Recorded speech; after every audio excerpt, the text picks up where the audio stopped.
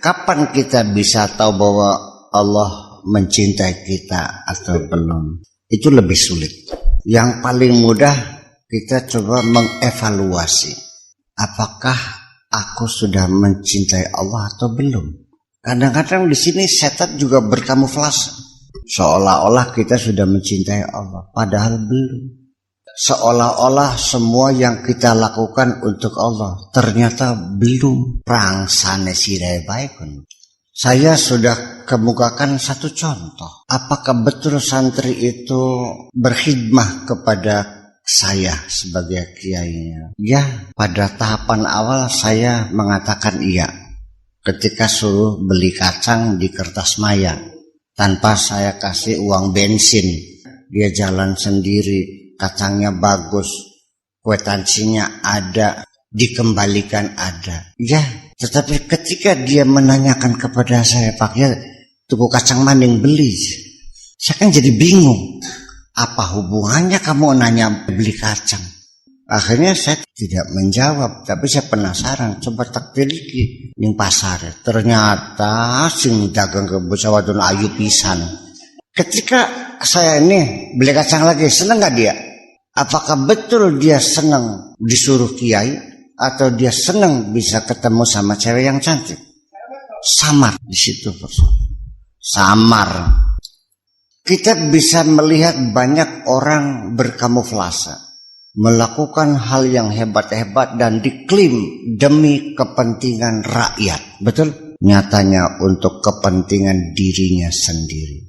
Berapa banyak orang yang berbohong terlalu banyak untuk saya sebutkan. Sekalipun kita juga merasakan kemanfaatnya. Ya, dia itu ada perubahan-perubahan. Allah tahu kok. Di balik upaya dia mensejahterakan rakyatnya, pertama mensejahterakan dirinya sendiri kok. Apa lo nggak paham? Apakah benar engkau menolong orang yang susah karena aku, atau engkau menolong orang hanya karena engkau terharu? Apalagi kalau engkau ingin menjadi populer, apalagi engkau ingin memperbudak orang lain dengan kebaikanmu itu perlu diklarifikasi. Ya, itu kita baru mengevaluasi diri kita sendiri. Apakah betul aku sudah cinta kepada Allah? Itu sudah sedemikian sulitnya. Apalagi kita kepengen tahu apakah Allah mencintai diriku. Itu lebih sulit lagi. Cuman mungkin sementara saja saya ada satu indikator. Sudahkah Anda merasakan leganya nafas, satu kenikmatan yang luar biasa? Sudahkah Anda merasakan ketika wajahmu diterpa oleh angin sepoi-sepoi basah di pagi hari, seperti dielus-elus tangan sang kekasih? Pernahkah Anda merasakan tidur dimanapun nyaman, bukan main, dan di dalam mimpi seolah Anda dikerumuni bidadari-bidadari? Sudahkah Anda merasakan ketenangan sempurna dalam hatimu dan tak ada kegelisahan?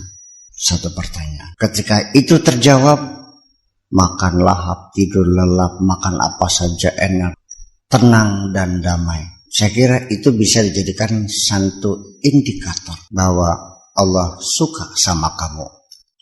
Termasuk juga banyak orang menyangka dia wali, dia belum. Kenapa? Indikatornya ternyata hanya sebatas kesaktian.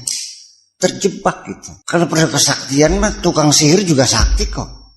Ternyata dia musuh Allah kok. Walau bagaimanapun jangan dulu menjadi kesimpulan. Sekalipun ketika ditanya, apakah seorang wali tahu dia wali? Tahu. Apakah seorang nabi tahu dia nabi? Dia tahu. Dan sesungguhnya tidak mungkin seorang wali itu akan menampakkan dirinya sebagai wali. Yang jelas dalam percintaan tidak ada indahnya ketika banyak orang lain yang tahu. Jadi memang persoalan wilayah itu persoalan ketersembunyian. Dan tidak boleh ada orang lain tahu. Nggak mungkin wali itu berzina dititeni manjing di tempat pelacuran untuk menutup, bukan berarti dia melacur gitu ya. Wah, wali jalban. Begitu Anda mengatakan wali jalban, selamatlah dia. Jadi beda. Kalau keilmuan, keulamaan selalu ingin tampil, selalu ingin expose kehebatannya. Tapi kalau pangkat kewalian mah semakin tinggi semakin tersembunyi. Makanya jadi kalau tingkatan keulamaan ya sudah urusannya ke syariat. Yang penting bagaimana dia berkiprah kepada masyarakat. Berapa banyak masyarakatnya yang sekarang sudah bisa baca Quran, mengukur berapa baris orang yang sholat berjamaahnya, ya kan begitu. Berapa banyak santri yang menginap di pondoknya. Nah itu cara mengukur kiprah seorang ulama. Nah seorang wali kiprahnya jangan pakai ukuran ini dong. Sampai ketika dia nangis pun dia harus bersembunyi, tidak boleh ada orang lain tahu. Tolok ukur yang berbeda untuk disiplin ilmu yang berbeda.